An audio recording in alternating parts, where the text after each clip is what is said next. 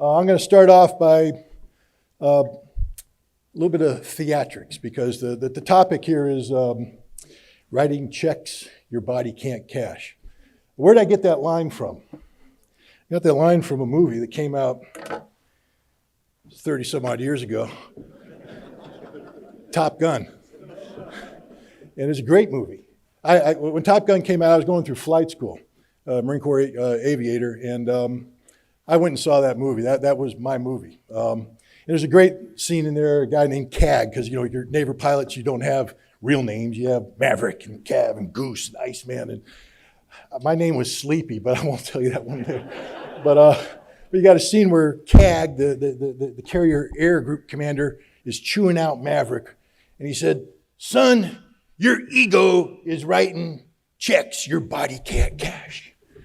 I love that line because that pretty much defined my military career. Everywhere I went, I would have people say, "Ritter, your brain's writing checks your body can't cash." You got to tone it down a little bit. But the reason why I bring that up is here we are today taking a look at what's going on in the world, and we have a president who likes to believe he's Maverick. One of the reasons why I put these glasses on is that, Joe likes to wear these kind of glasses. He's an aviator. He doesn't fly, he's never served, he hasn't done any of that, but he puts them on because Joe thinks he's an aviator. Joe thinks he's Maverick. Well, Joe, I'm here to tell you, your ego is writing checks America's body can't cash. And that's just a statement of fact. The first check that we're being asked to cash right now deals with Ukraine. It's a very dangerous situation. Daniel hit it right on the head. We're not just talking about, a transformative moment in geopolitical history in Europe. We're talking about if this thing goes south, we don't wake up tomorrow. And I want to reemphasize that, ladies and gentlemen, because somehow today, in 2022, we have forgotten the lessons that I knew when I was in the military in the 1980s, that thermonuclear war is a reality. And it's a reality that means the end of humanity, all humanity. And it's not going to be instantaneous. It will be for some people who get the 500,000 degree suntan, flash, boom, you're done. But for the most of us, it's going to be a very lingering death. Starvation, radiation. It ain't going to be pretty, but it will be terminal for everybody. So we need to take this serious. We can joke about Joe Biden, because sometimes it appears he is a joke. But he's the commander-in-chief of the United States of America, our country. He's a man who has taken an oath that many here have taken to uphold and defend the Constitution of the United States against all enemies, foreign and domestic. He's the commander-in-chief of our military. And he's got us involved in some things right now in Europe that are very worrisome. Let's talk about why we're doing what we're doing in Europe. There's this organization called NATO, the North Atlantic Treaty Organization, formed in 1949 during the Cold War, ostensibly a defensive alliance. At one time it was. At one time it was a legitimate defensive alliance, whose purpose was to protect Europe from the potential of any Soviet aggression and aggression from Eastern European countries who we believe wanted to gobble up the rest of Europe. They had no such designs. NATO was always premised on a false assumption, but that doesn't matter. NATO existed, it was there for a reason, and it served as the foundation of America's engagement in Europe for decades. In 1992, the Soviet Union went away. Well, actually, it went away in December of 1991. And with it, every reason for NATO to continue to exist. There was literally no reason for NATO to exist after that, and yet we continued to promote it, and not just promote its continued existence, but we promoted its expansion, its redefinition. And what did it become? It stopped being an organization that focused on the security of Western Europe, and it started being an organization that talked about expanding European transatlantic power on a global stage, a global platform. It stopped being a defensive military alliance, and it became an offensive regime change promoting alliance. One only needs to look at NATO engagement in Kosovo and Serbia in the 1990s, in Libya, Afghanistan, Iraq. These are not defensive, and with the exception of Kosovo, they don't even deal with Europe. So NATO is a problem. Now, what is NATO? We call it a military alliance. Back in the 1970s, 1980s, it was truly an alliance of military powers. The military that the United States had deployed into Europe at that time, over 300,000 men and women, was the finest military the world's ever seen. A military capable of engaging in large-scale ground combat in Europe and winning. And I say that because I was one of them. And I'm telling you right now, if anybody thought they could beat us, they were wrong. Maybe. we never got tested, thankfully. But we were good because we trained, because we were organized, because we were prepared. But then something happened. The Cold War went away. And for the decade of the 90s, we were looking more at the peace dividend from the Cold War than we were at sustaining our military supremacy. Even though we talked a big game, and this is a very important thing, we talked a very big game. But we weren't the same.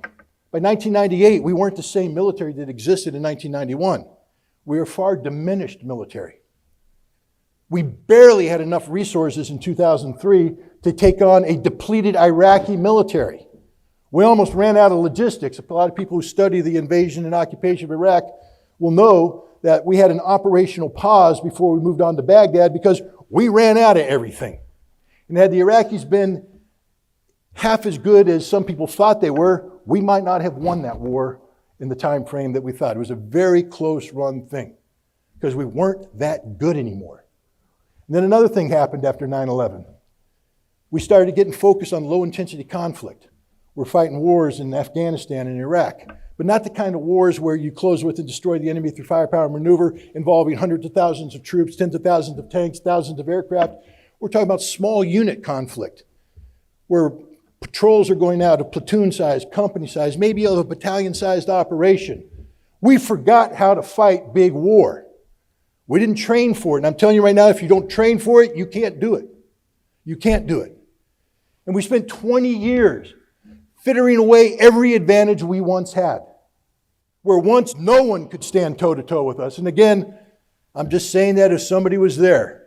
And thank goodness nobody tested us, because sometimes being a little too cocky, you pay a little bit of price. But we were cocky because we were good because we trained. The military that exists today is a byproduct of 20 years of neglect. We do not have a military today that can fight a large-scale ground war in Europe. We do not have a military today that can fight a large-scale ground war in Europe. I'll say it one more time because this is important. We do not have a military today that can fight a large-scale ground war in Europe. And yet, what is the president positioning us to do? Fight a large-scale ground war in Europe. Ladies and gentlemen, if we fight the Russians, we will lose. We will lose hands down. It won't even be close. NATO doesn't exist anymore. Oh, it's there as an organization. When I was in, the British had the British Army on the Rhine. 80,000 guys, highly trained. Today, they barely have 80,000 guys in their entire military. Ask the Brits to put together a brigade and send it out their island into Europe. They can't do it. They can't do it. Ask the French. They can't do it. Ask the Germans. They can't do it. No one can do it. This is why Joseph Borrell, who is the head of foreign policy for the European Union, is freaking out right now because he recognizes the trajectory that Europe's on, which implies the potential for combat with Russia. And he says Europe cannot beat Russia in a war. That's an absolute statement of fact. People talk about the Russian military today, and if you read our newspapers, you listen to the news, you're thinking these guys are just a bunch of local yokel bumblings. They can't fight. They can't do anything right. Heck, they got beat north of Kiev. The ghost of Kiev shot down all their airplanes. Those 13 brave Marines gave them the finger and told them to stick it in their ear. No, guys. The Russians are some of the finest, most professional troops in the world. Why? Because in the 20 years that we were squandering our resources, hunting down goat herders and insurgents in Iraq and Afghanistan, they were focused on fighting us. Not because they want to fight us, but because we were promulgating policies that were pushing them into a corner where they had no choice to fight us. In 2008, Russia fought a short 5-day war with Georgia. It was a Russian victory, but it was a close-run thing because the Georgians had been trained for a number of years by U.S. Marines, and their small unit tactics were outstanding. And the Russians went in there, and they were getting waxed to small unit level. The Georgians were shooting, moving, communicating, outmaneuvering, outflanking, moving. And the Russians were like, what the heck's going on here? We're slow and lumbering. They had to bring in their artillery, their armor, and just grind it through. And they beat them. But they realized we got a problem here because that's a small army trained to NATO standards. If we went up against a big army trained to NATO standards, we get waxed. So they changed the whole way they did business. And we saw that from 2008 to 2014. Remember 2014, Crimea, little green men? Well, the little green men were the new face of the Russian army, professional, not conscripts, contract soldiers. We call them volunteers in America. They call them contractors, a little bit more honest. It's about money. How am I going to make some money? Join the military, become a professional. 70% of the Russian military today is composed of contract soldiers. They're very, very good at what they do. It's not just at the small unit level. In 2016, again, because of our policies, what did Russia do? They brought back Cold War era units, the 1st Guards Tank Army, the 20th Combined Arms Army. These were units that used to exist during the Cold War whose sole purpose was to punch through NATO lines, get into NATO rear areas, and annihilate everything. Large-scale ground combat. And the Russians brought these units back, breathed new life into them, gave them new equipment. They're there. The Russians today are organized to fight large-scale ground combat in Europe. And when I say organized to fight, that means organized to win. How do we know this? Well, we see it right now, ladies and gentlemen. You can talk about the Ukrainians all you want. I'll tell you this. Not only were they one of the largest militaries in Europe, they were one of the best equipped militaries in Europe, one of the best trained militaries in Europe, one of the most competent militaries in Europe. This is the Ukrainian army I'm talking about. Ukrainian army was capable of defeating, hands down, any army in NATO besides the United States. Maybe the Turks. But everybody else, Ukrainians would wax them. They're that good. And yet Russia is crushing them. Crushing them. That doesn't mean that Russia's not taking losses. Man, when you step into the ring with a heavyweight fighter, he's going to hit you. He's going to hit you hard, and if you're not careful, he's going to knock you out. And the Ukrainians are fully capable of delivering some heavy blows, and they have. The Russians aren't perfect. They have made mistakes, and they have paid a price. But the sign of a professional organization is your ability to adapt and overcome. And the Russians have adapted, and they've overcome. Today, we have people saying the Russian army officers aren't that good, their army's not that good. The battalion commanders that the Russians have on the ground in Ukraine today are the finest battalion commanders the world has ever seen. These guys are doing miracles. America's battalion commanders would do well to study what these guys are doing. How you lead from the front, sustain combat operations for 100 days, and you get better, not worse. That's a sign of a professional. The Russians are winning, hands down, and they are going to win, hands down. There's nothing that can happen to stop this. Nothing.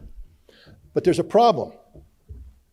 We can make the cost for Russia very high. We make it so high that it actually becomes painful. And if we make it too high, then we have what we call a game-changing moment. And we're on the verge of reaching that. We're providing the Ukrainians with weapons that are not going to change the outcome of the war. They are not. HIMARS is not going to change the outcome of the war. The M777A2 with its Excalibur round is not going to change the outcome of the war. Even if they get the Harpoon anti-shipping missile, it's not going to change the outcome of the war. But what it will do is kill Russians. And it will kill Russians in large numbers.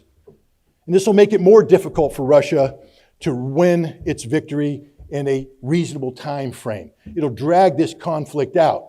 Now, Russia will win, but the price that will be paid by Russia will be very high, and the price paid by Ukraine will be even higher. And for all the people that say we have the little Ukrainian flag on our thing, we've identified ourselves, go to hell.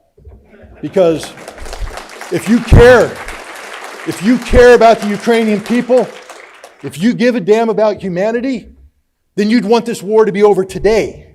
Because all that's going to happen between now and the inevitable termination of this conflict is tens of thousands of Ukrainians are going to die. Ukrainian infrastructure will be destroyed. But that's not even the worst that can happen. The worst that can happen is when Russia decides that America has gone too far. You see, this is not a war that's being fought in Ukraine. It's a special military operation. And you should probably look into what that means. It means that Russia's carrying out pretty much a punitive police action to punish Ukraine for 8 years of violence inflicted on the Russian population of the Donbass. This was not a war of conquest. This was not a war of domination. Yes, they did some things in Kiev to shape the battlefield, but the primary objective is to close with and destroy 60 to 100,000 Ukrainian troops that were threatening Donbass.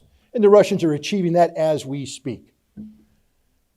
But the price that they're paying is very high.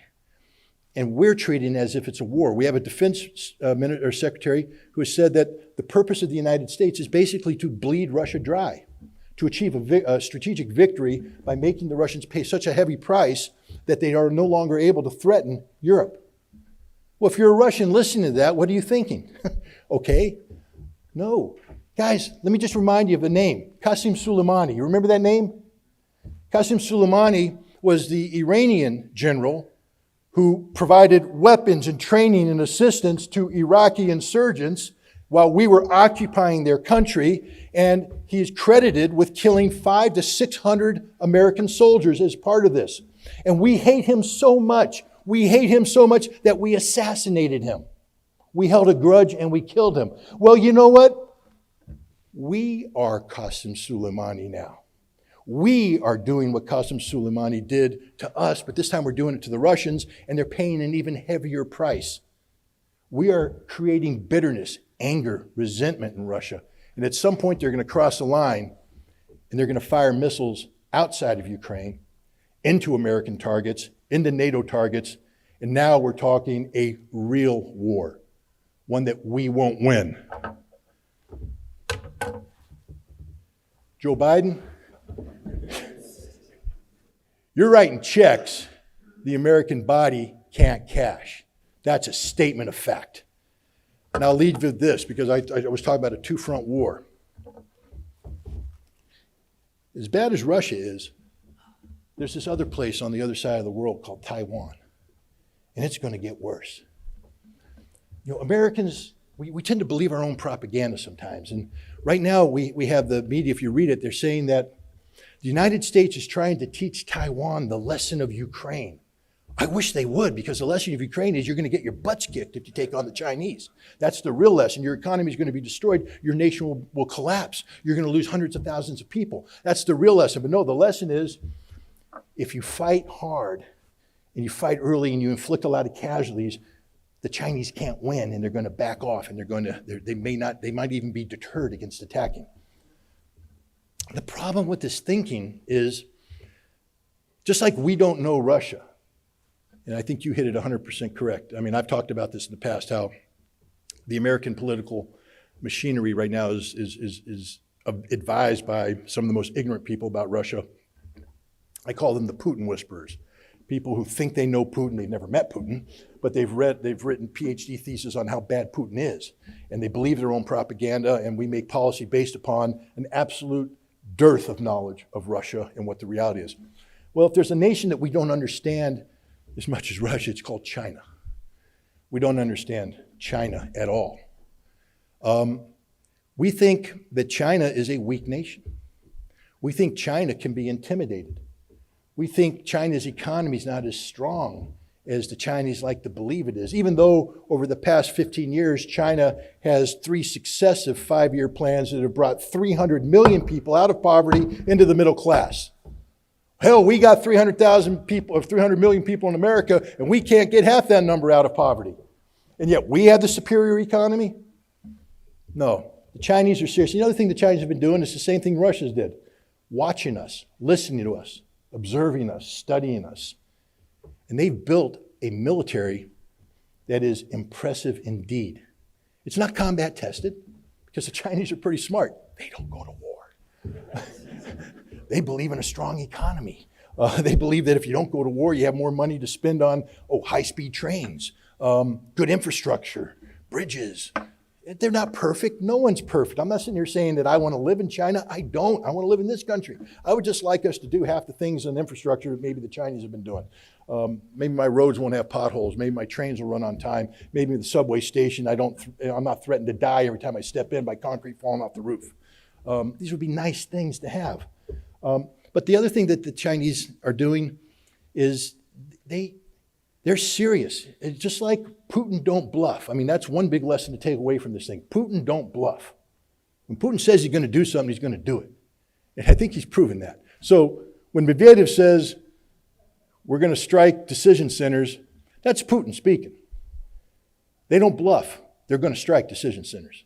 And then we're going to deal with the consequences. China has said, if you act in a manner which indicates that Taiwan is pursuing a path towards independence, that Taiwan is no longer accepting that it is part of China, that if you seek to improve the military of Taiwan so they are emboldened into believing that they can actually withdraw and withstand a Chinese counterstrike, then we have no choice but to pursue non-peaceful means of unifying Taiwan.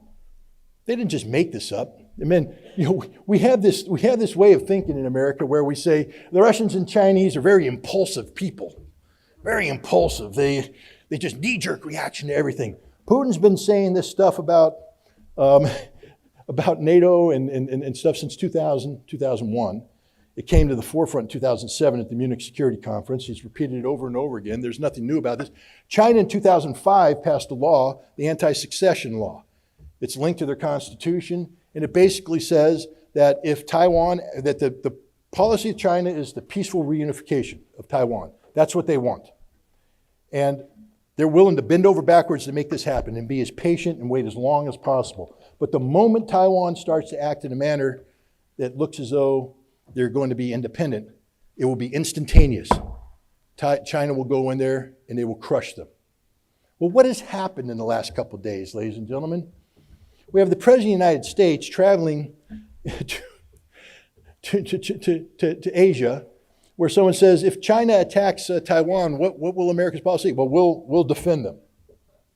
But what happened to our policy of strategic ambiguity, where we were pretending that we weren't going to defend them, so we mollified the Chinese so that the Taiwanese wouldn't act impulsively? That's out the window.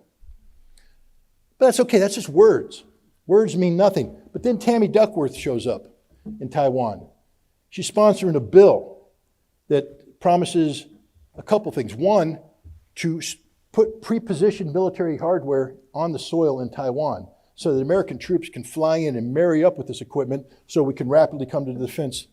This will never happen, ladies and gentlemen. Why? Because China will invade Taiwan. China will invade Taiwan sooner rather than later. We're not only in danger of getting involved in a war in Europe that we can't win, we're in danger of promulgating a conflict in the Pacific we can't win. That's a two-front war that we can't win. We can't win it. So why are we doing it? Because we have a commander-in-chief whose mouth has no checks and balances.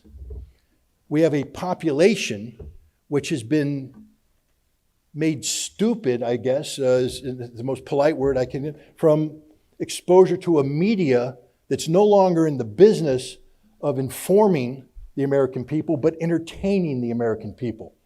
You remember that old line, if it bleeds, it leads? Nothing bleeds more than war.